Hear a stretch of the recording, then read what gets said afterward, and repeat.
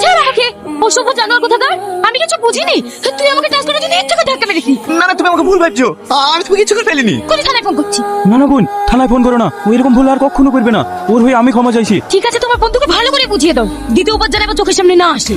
দেখ ভাই, ভালোই ভালো বলছি, তুই এই মেয়েটাকে ছেড়ে দে। না ভাই, ওকে আমি খুব ভালোবাসি, ওকে ছাড়া আমি বাঁচবো না। এই রিঙ্কি, ওই তো দেখ। ছি ছি, কি অসভ্য ছেলে রে, মেয়েদের বাথরুমে উঠে বসে আছে। চ, হেড স্যারকে বলে কি? কোথায় সে জানোয়ারটা? ওই দেখেন স্যার। অসভ্য ছেলে, নাম বলছি। কি হলো? কথা কানে যাচ্ছে না? স্যার, আপনার কথা তো শুনছে না, দোকানে গুতি মারবো। মার। আমি রে, তোর বাপ নাম ঠিক রে। আমি কেন নামবো? এই সিকিউরিটি, যা ওকে ধরে নিয়ে এসো। এখানে এত হইচই হচ্ছে, কি ব্যাপার রে? দেখতে পাচ্ছেনি সেই বদমাইশ ছেলেটা মেয়েদের বাথরুমে ছাদে উঠে বসে আছে।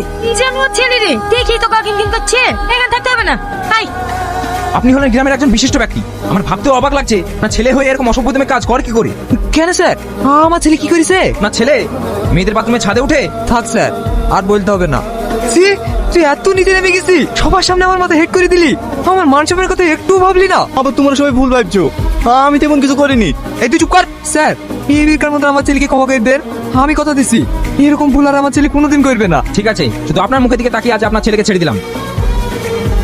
খাবার আবার কি দোষ করলো যে খাবেনি? এই তুই বাপাটা জ্বালা আমি সহ্য করতে পারছি না। খাবারে কিছু করেনি মা, যা করেছে আব্বা সবকিছু জানে, সত্যি আমাকে ভুল বুঝিয়েছে। ভুল বুঝবো না? তোর একটা মেয়েকে ভালো লাগে তাকে সরাসরি বলবি, বিদিয়া দায়িত্ব আমার। আর তা না করে রাস্তাঘাট মেয়েদের বাথরুম টাথরুম ধরতে বেড়াস কেন? তোর আব্বা ঠিকই তো বলছি, তুই মেয়েটাকে সরাসরি বলতে পারিসনি যে তুই ভালোবাসিস? না মা, ওকে আমি ভালোবাসার কথা বলতে পারবো না। ও যদি আমার ভালোবাসা অস্বীকার করে তাহলে আমার আত্মহত্যা ছাড়া কোনো উপায় থাকবে না। চুপ কর, তুই তো বলতে পারবি নি। দে ওর ঠিকানা দে, আমি আজ কিতা বলতে পারি বিয়ের প্রস্তাব লি। না আব্বা, তোমাকে যেতে হবে না। আমি চাই না আমার জন্য আবার তুমি অপমান হও, সেখানে আমি যাবো কালকে ওদের বাড়ি। এইটাই ভালো হবে। বাড়ি থেকে আছেন? কারা আপনারা? আমরা কোর্ট থেকে এসেছি। আপনাদের যে বাড়িটা এটি পিডব্লিউর আন্ডারে পড়েছে।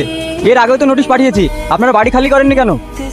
আমরা গরিব মানুষ, আমার স্বামী বেঁচে নেই, আমরা মা বেটিতে এখন কোথায় যাবো বলেন তো? এখন আমরা বা কি করবো? কোর্ট থেকে যত অর্ডার এসেছে আপনার বাড়ি এই মুহূর্তে খালি করতে হবে।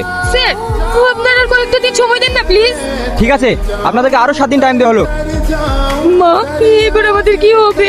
তো মামারা তো দিল্লিতে কাজ করে, তো আমরা এখানে চলে যাই। তাহলে মামাদেরকে ফোন করো, আজকে চলে যাবো। কি ব্যাপার, বাড়ি থেকে আবার দেখতে পাচ্ছিনি, ওখানে তালা মারা, এরা সবাই কোথায় গেছে? ও চাচি। কি হলো বাপ, কিছু বলছো? হ্যাঁ চাচি, বাড়িতে সব তালা মারা, আর সবাই কোথায় গেছে? ওদের বাড়ি ঘর সব খাসের জায়গায় পড়িছে। ওর ভাইরা সবাই দিল্লি কাজ করে, আজকে সবাই এখানেই চলে যাচ্ছে।